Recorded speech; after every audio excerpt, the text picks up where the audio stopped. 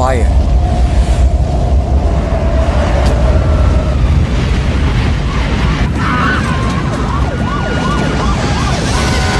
Earthquake.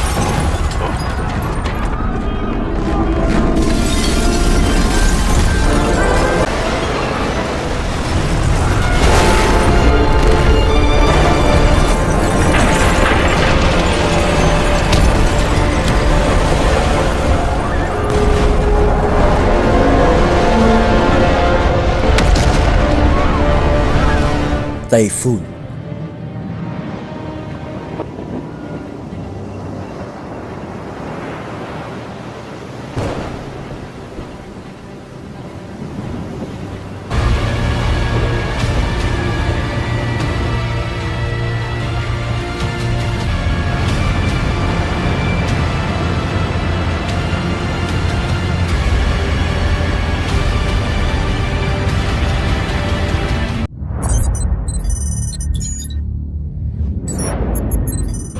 What is fire? Earthquake! And typhoon? If this disaster happens, Are you prepared? Fire. Fires, it may be natural or man-made, but it still depends on what originally caused the disaster. Lightning may cause natural fire, but leak gas or faulty mechanical equipment is considered a man-made cause. Human-caused fires result from unattended campfires, burning of debris, equipment malfunctions, discarded cigarettes, and intentional acts of arson. Lightning is one of the natural causes of fire. Most people die from the toxic gases, thick smoke, and lack of oxygen. In a fire, really even small amounts of these toxic elements can make someone pass out. So how can we be prepared in the event of a fire disaster? Before a fire. Number 1. Create and practice a fire escape plan.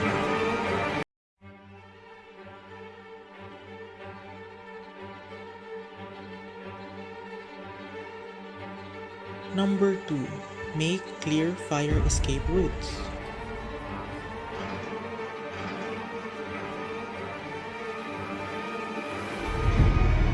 Number 3. Check the fire alarms and fire detection system regularly.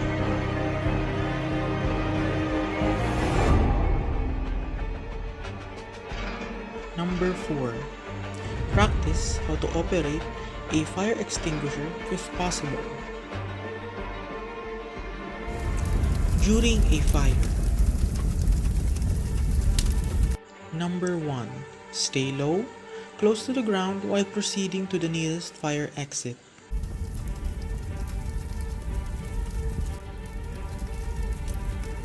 Number 2. Do not open the doors that are hot to touch. Instead, open them slowly.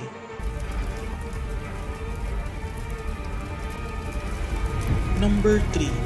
If your cloth catches fire, remember, stop, drop, and roll. Number 4. Call 101 and do not assume someone else has already done it.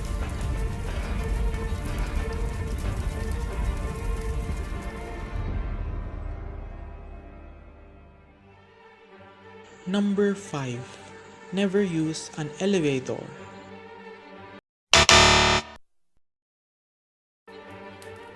Number 6. If you cannot escape, call for help using a torchlight or a light-colored cloth from a window. After a fire. Be sure that all individuals who are injured, be it from burns, smoke inhalation, or injuries incurred while escaping, are treated by a doctor.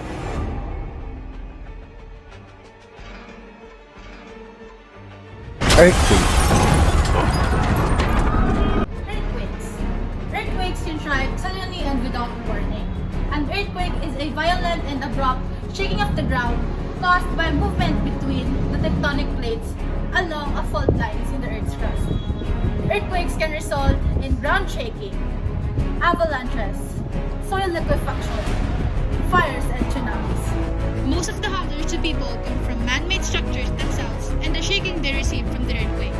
The real danger the people are being crushed in a collapsing building, drowning in a flood caused by a broken dam or levee, buried under a landslide, or being burned in a fire. Preparations before an earthquake. Practice drop, cover, and hold.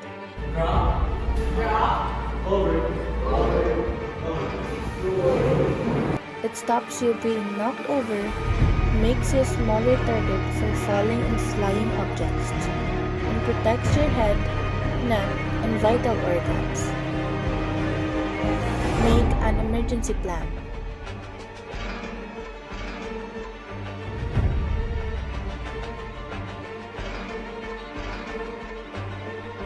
Earthquakes strike suddenly, violently, and without warning.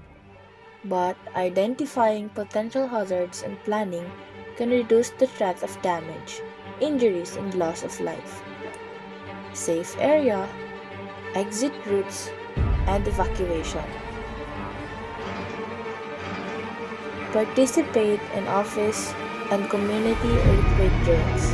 These raises awareness, dispel panic, and ensure the safety and security of students, teachers, and other parties in the school compound.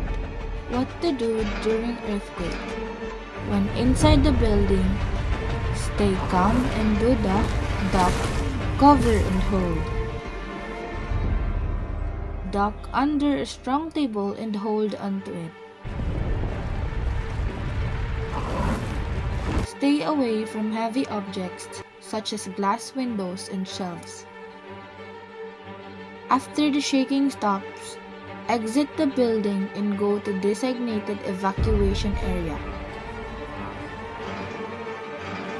When you are outside, move to an open area. After an earthquake, assess yourself and others for injuries. Provide first aid if necessary. Prioritize the needs of older persons, pregnant women, PWDs, and children. Typhoon. Typhoon. Typhoon is a natural disaster that refers to the formation of subtropical and tropical ocean cyclonic eddies in a wide range of activities with strong winds, rainstorms, storm tides, and waves.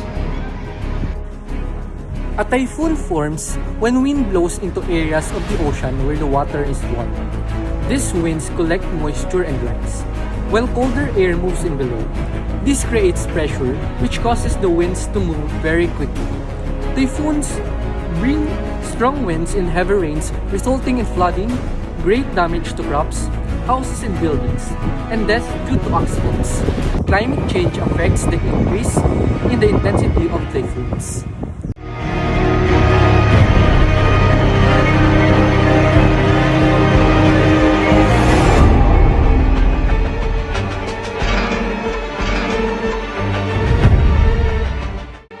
Things that you should do before a typhoon. Keep yourselves news updated of the news for weather advisories and warnings. Check if your house can withstand the storm. Repair weak parts if necessary. Prepare for possible power outage, so charge your gadgets and use them wisely.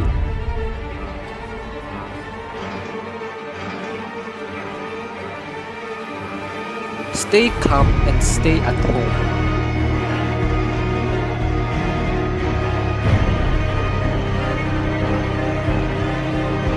Prepare your grab bag that contains emergency kits, flashlight, food, and important documents. Store adequate supply of water. Use flashlights or emergency lights if not available. Use candles but be careful. Turn off main electrical switch. Immediately go to the designated evacuation center when notified. After a typhoon, inspect your home and be careful when checking or repairing damaged parts. Before turning on electricity, check if there are outlets submerged in water. Those are the things that you should know and learn. To be prepared and resilient for falling after a fire Earthquake and typhoon. hope you enjoyed watching.